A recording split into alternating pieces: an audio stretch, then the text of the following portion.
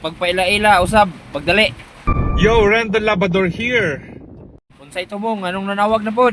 Gusto ko lang magsalita to. Unsay gusto istorya? Istorya pagdali. Influencers are the new celebrities. Oy.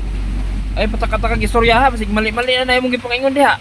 Sabihin mong mali ako. Kapag napatunayan mong mali ako, magdi-delete ako sa Facebook. Ah, grabe, hambog na kayo karon rin doon. Pag mali ka, pag delete ha, hambog na kayong porkit nahimo kang vlogger, hambog na ka. Marami rin kasing artistang mayabang, akala mo sino eh. Mga laos naman. Oy. Ay patakatag nga nag-istorya kay daghang mga artista. Daghang masakitan na imong ipangingon. Pasensya na kung may nasaktan ako dyan.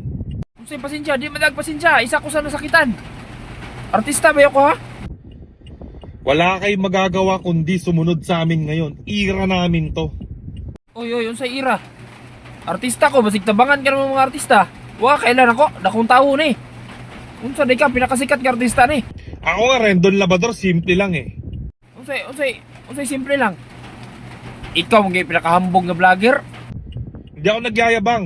Sinasabi ko lang yung totoo. Akala nyo lang mayabang ako kasi nasaktan kayo. Aw, nasakitan jud me kaya artista mo pug ko. Di pa sakitan jud me. Sa di ka. Basig tawagon ako tanang artista, tabangan ka na mo ah. Basig di ka ginhawa ba? Lahat ng mga artista kahit magsama-sama kayo, wala akong pakialam sa inyong lahat. Hoy, ikaw ha? Ay, pag hinambog ha? Saan naman ka? Basig wa ka kabalo sa imong gi-content ron ba? Gidamay na mo tanan. Ibali isa na imong gi-content bago ka mag-content. Ano yung sinasabi mong alamin muna namin ang ibig sabihin ng content bago kami mag-content? Ay bugo ay, di ka sabot. Tagalogor ako, alamin mo muna yung content mo bago ka mag-content. Dili kay sige kag panira og ubang tao, sige kag pandamay og mga artista. Naunsa naman ka? Gigamayan ang kastanaw sa mo ha? Wala kang pakialam doon. Unsa way pakialam? Di pwede ko pakialam, kinadamay ko. Unsa di ka? Ngano magbuhat-buhat makagingana? Mag-content makagingana? O man ay kwenta? Hindi mo ba alam negosyo namin yan? Uy, negosyo na ni mo di ay? Abi kog motivational rice imong negosyo. Unsa nalugi ito? Anay na malit no, mahal mo gud kayo. Unsa di ka? Mo na imong negosyo ron?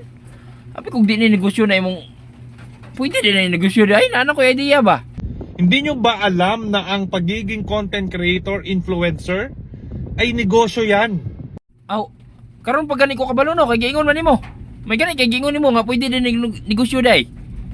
Pero lain man imong pagnegosyo ay kay saan man ka? Gamiton mo ng artista niya imong ibas-bas dere imong pakulawan. Laila po mag negosyo ay. Motivational rice nimo, nalugi naman siguro. Hindi mo ba alam ang ibig sabihin ng mind your own business? Ah, kasimple ra na, mind your own business. I-mind ra imong sariling negosyo non sa day ka eh. Bakit ka nakikialam? Oy, wa ko nang kialam mo, ikaw may nakialam sa mua. Gigamit mo namong negosyo para na kay content. Ya karon, ako pa hinoy nakialam non sa day ka.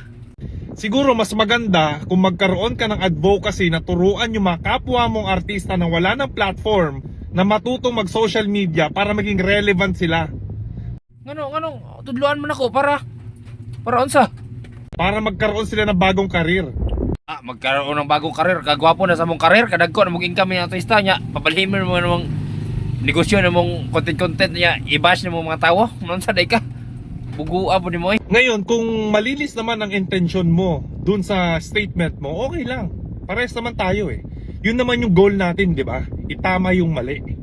Wala eh, dili eh. Huwag ko nakitaan sa mga nga goal mo, itama ang mali. Ang nakita na ko sa mga, imali ang tama. May pag di na ka mag-content o nga na, pangit kayo eh. Huwag kang makikialam. Magko-content kami kung anong gusto naming content. O lagi, pag content na ay sig pangaway. Suko day ka. Hindi naman kita inaaway eh. Oh, unsa dayo, kung wa ka nangaway, yung dako ka kayo tingog. Gusto ko lang magkaroon ng boses para magising pa yung mga Pilipinong natutulog. Tama gina yung buhat, kay dako kayo kag tingog. Ganihara ng mata kung mga silingan re ay. Dako kayo tingog mo nang tama yun ka gisingon gyud ng mga Pilipino. Mahirap kasi sa ating mga Pilipino, ayaw natin mapainggan yung totoo eh. Umiiwas lagi tayo sa katotohanan kasi yun yung masakit. Nakakadurog eh. Yun yung goal ko, gusto ko kayong durugin lahat.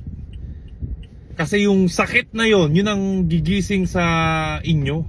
Dili lagi sakit ang gigising kay Wa pa'y sakit. Wa na nang mata ng mga Pilipino dre. Mga silingan ako sa imong tingog. O nang dili sakit kundi tingog nimo makagising. Nag-iba na yung panahon ngayon eh. Dati sikat kayo, oo. Ngayon hindi na. Influencers na sikat ngayon. So influencer, takaraw ka. Kung influencer sikat ngayon di man lagi ka sikat.